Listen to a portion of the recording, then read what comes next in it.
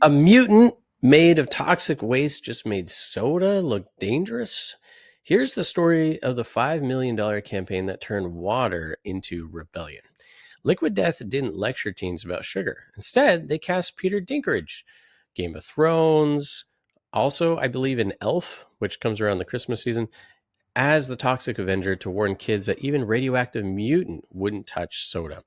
So the campaign helped the movie generate $2 million in the box office, hit number 2 in pre-order sales of the Cineverse, and reinforced Liquid Death's $333 million revenue trajectory. So here is the pattern for the week. This is called the borrowed authenticity pattern. I'm going to go over this video. This is the ad right here. Come on, Jenny. Just try a sip of soda. Everybody's doing it. Okay, I guess I could. No! Do not drink that soda.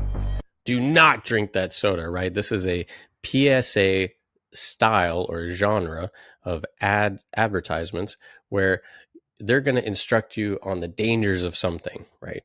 And millennials and Gen Z, they're open to this because it's entertaining, it's cheesy, and they know where it's coming from. They don't want to be lectured on soda and sugar. So here comes in the Toxic Avenger to clear all this up with 1980s swagger. Toxic Avenger!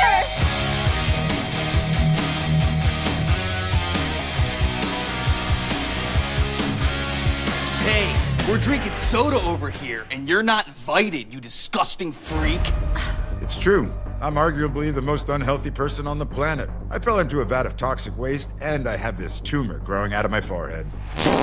Ugh, gross! But listen, kids, there's... So the tumor coming out of the forehead is totally a Toxic Avenger thing. It's gross, it's horrific, and they continue with that kind of theme, right? And we actually see that with Liquid Death. It works. This would not work with Pepsi or Coca-Cola. one thing even I won't put into my body. Soda. Some of this stuff has an ass load of sugar. Yeah, so? Also the language, right? The copy on here is brilliant. It's an ass load of sugar.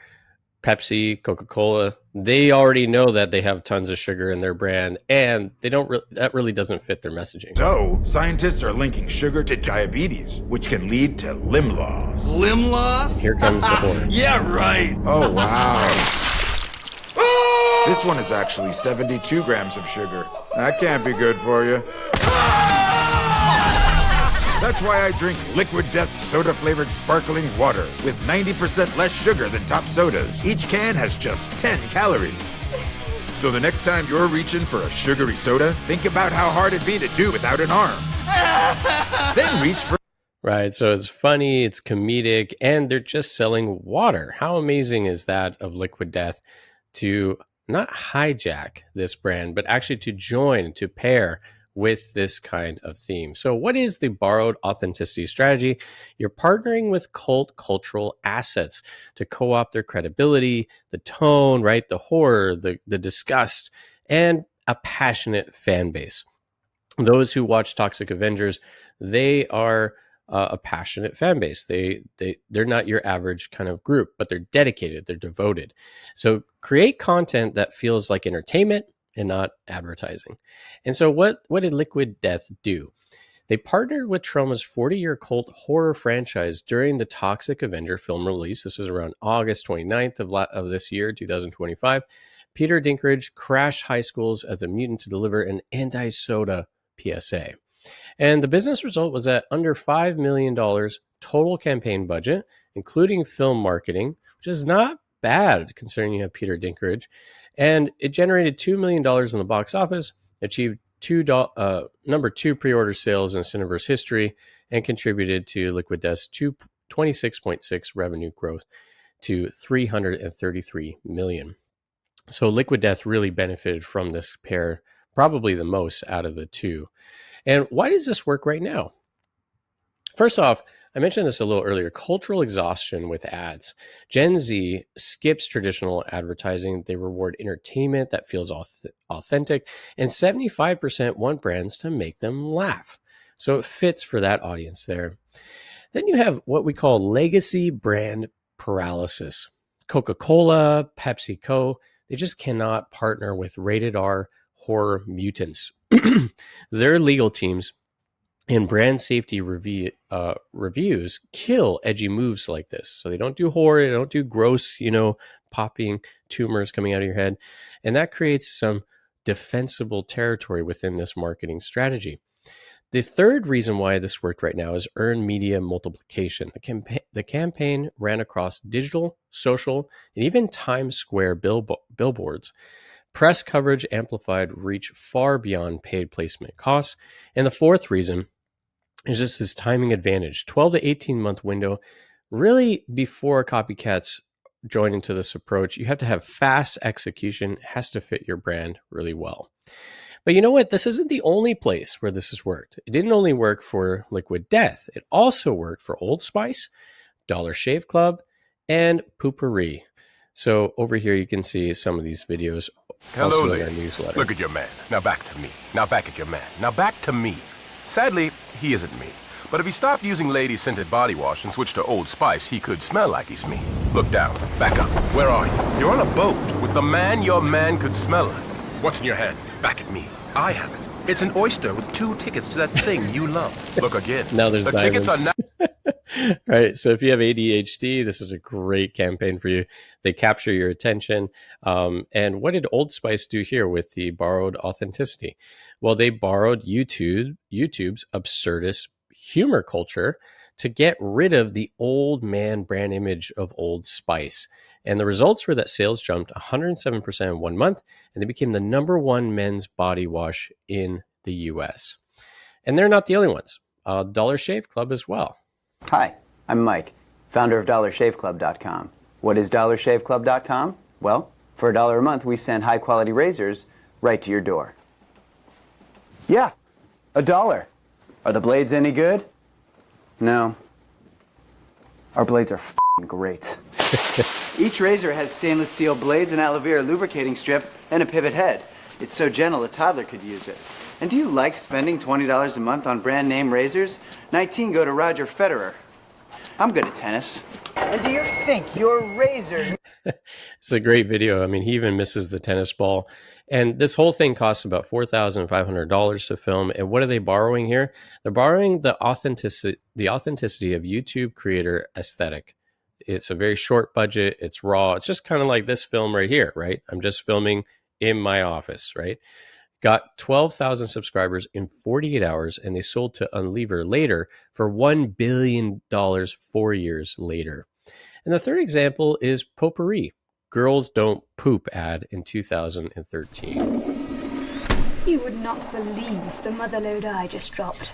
And that's how I like to keep it, leaving not a trace that I was ever here, let alone that I just birthed a creamy behemoth from my cavernous bowels. Nothing is worse than stinking up the shared toilet at work. True. Or the toilet at a party. Or your lover's apartment. Of course, flushing removes the graphic evidence. Maybe 2 or 3 flushes if your skid marks are as tenacious as mine. But what can be done? I mean, most impressive here is the copy on making it so tenacious and dropping a brick at the end is what she mentions. And the contrast between a English woman who's very proper and posh and clean and polished, and yet what's coming out of her is horrific. So what are they doing here? They're borrowing the British archetype, and they're showing this shocking frankness. And so they're subverting the language and the thought that, girls don't poop. They're going to subvert that. They're going to clean it all up, and they're going to market it. So it generated 32 million views, and it created an entire product category through just one video. So that's why make your content, make your video, make your ad, spend the time on making it extremely good, and it can last for a long time. If you'd like to look back at our newsletter, we had 45 sources analyzed, 15 primary company sources, 4 industry regions covered globally, and we found 8 cross-industry patterns. In our Notion deep dive, you can find the other campaigns that tried the strategy and failed, so that if you do want to try that strategy, you know what to avoid. So what should you implement with this pattern? You want to ask some very key questions. Does your brand have authentic cultural credibility in the space that you're targeting?